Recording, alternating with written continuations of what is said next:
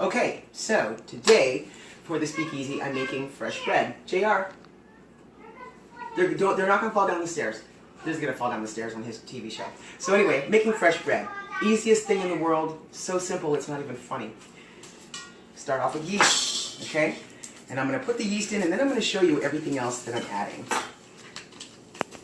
Now, that's 2 packages. I use rapid rise because I'm out of time. What that means is that I have to move very quickly. Not a problem. Moving quickly is what any chef will have to do at some point in their time. 2 eggs. This is enough sugar to just simply activate the yeast. This is salt. This is called a salt pig, by the way. When you cook as much as I do, you don't have time for a little shaky, shaky, shaky. You put your fingers in, you sprinkle it around, and you're done. Okay? This is warm water, relatively warm, not hot, but very warm. It's going to warm up this milk that I'll be adding. This is flour and a little bit of oil. That's it. So your elements are simple. Yeast, sugar, eggs, water, salt, flour, milk, and oil. Boom. 6 things. Tortillas is 5 things, but I won't go there right now.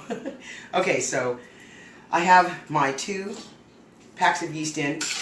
This is only going to take a few seconds to start. That's the funny thing, is how easy it is to make bread. Okay? That's it. Now I'm going to add my sugar. And that's pretty much all the mixing that has to be done. Salt, the sugar is to help it rise. The salt is actually to add for the flavor, so you're going to want to add a good few pinches. Why so much salt? Because this is actually 3 huge loaves of bread. Okay? Now from that, I'm going to add enough oil to keep it from getting hard as bread. Now, next thing I'm going to add is the milk. If you're noticing, I'm not measuring anything. You don't need to measure anything. It's all about feel. I'm making 3 loaves of bread.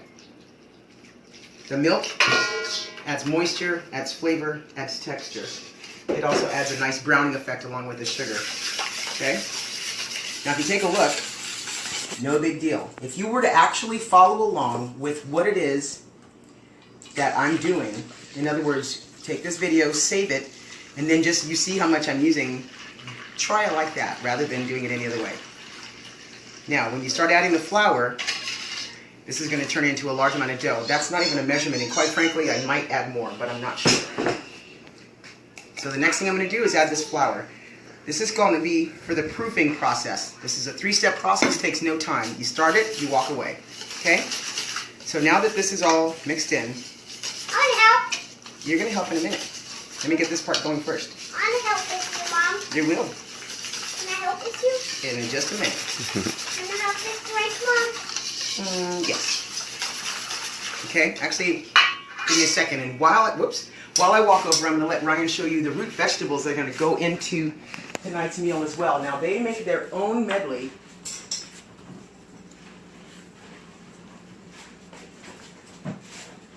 And what you're looking at right now are yams, potatoes, regular potatoes, tricolored carrots, and these are beets. They'll all be roasted, and then they're all going to go into a pan on layering, and the layering is simple. You want the beets to be at the bottom, otherwise everything turns red.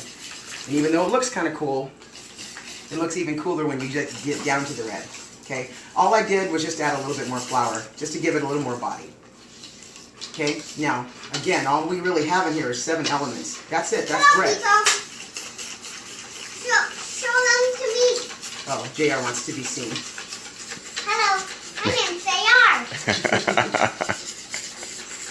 I hope my mom made some soap. Yes, you did. Okay.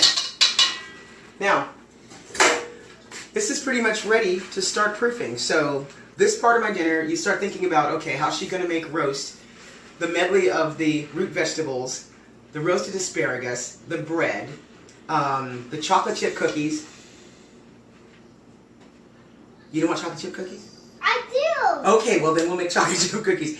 How are you going to do all this with a short amount of time? Because basically I'm serving in about 5.5 hours. No problem. Start your bread first. Set it aside over here. The oven is already on because it's been cooking. In case you have paid attention or followed along, it's been cooking the roast since last night at midnight. So there you go. Now the dough is going to, it's just going to proof. Okay, proofing means that it's going to rise to the point where it's going to look bubbly and light. That's when we're going to take it to the next level, and I'll start you again at that point. So I'll see you in a little bit.